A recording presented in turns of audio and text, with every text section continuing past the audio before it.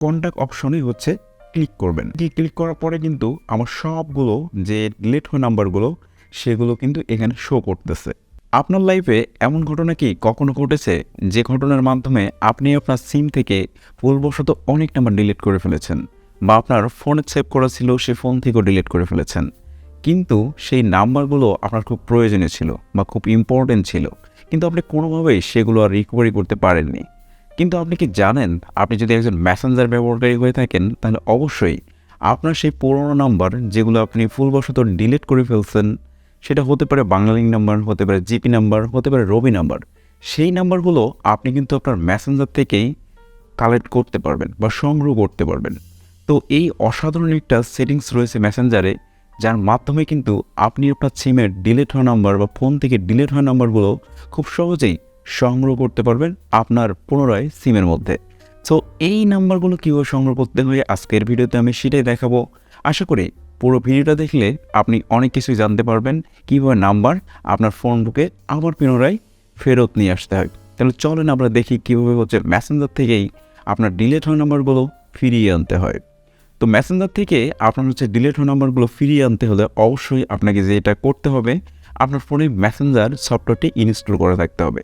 আমার ফোনে কিন্তু মেসেঞ্জার সফটওয়্যারটি ইনস্টল করা আছে, এজন্য আমি আপনাদের দেখাচ্ছি সরাসরি যে কীভাবে নাম্বারগুলো আনতে হয়।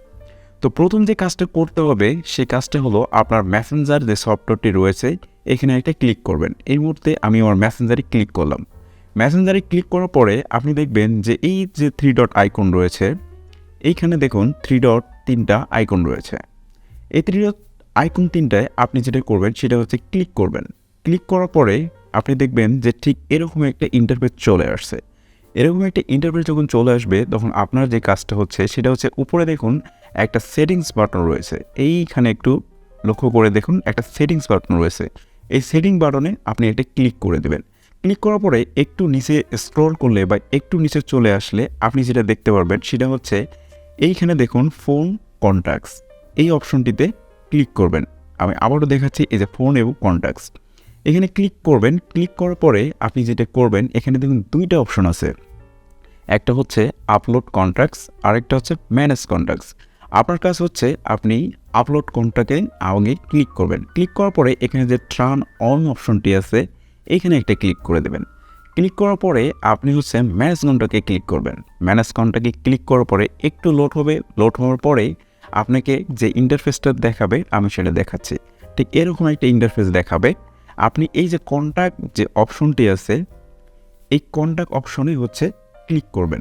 ক্লিক করার পরে কিন্তু আমার সবগুলো যে ডিলিট হওয়া নাম্বারগুলো সেগুলো কিন্তু এখানে শো করতেছে। তো আমি হচ্ছে যদি এই নাম্বারগুলো সংগ্রহ করতে চাই তাহলে আমাকে যেটা করতে হবে সেটা হচ্ছে আমি এই নাম্বারের মধ্যে একটা ক্লিক করব। একটা নাম্বারের মধ্যে ক্লিক করলে দেখবেন যে ওই নাম্বারটা শো করতেছে। আপনার যে নাম্বারটা প্রয়োজন আপনি সেই নাম্বারটা ক্লিক করে আপনার ফোন বুকে হচ্ছে সেভ করে নেবেন, অথবা একটা স্ক্রিনশট নিয়ে রাখতে পারেন, অথবা একটা খাতায় লিখে পরবর্তীতে আপনার যে সিমে প্রয়োজন সেভ করা নাম্বারটা সেই সিমে সেভ করে নেবেন। তো এই ছিল হচ্ছে আজকের ছোট্ট একটা ট্রিক্স। এই ট্রিক্সের মাধ্যমে কিন্তু আপনি আপনার সিম বা ফোন থেকে ডিলিট হওয়া নাম্বারগুলো সংগ্রহ করতে পারেন। এই ছোট্ট একটা ট্রিক্সের মাধ্যমে আপনি কিন্তু আপনার অনেক প্রয়োজনীয় নাম্বারগুলো আপনার মেসেঞ্জার থেকে সংগ্রহ করতে পারেন।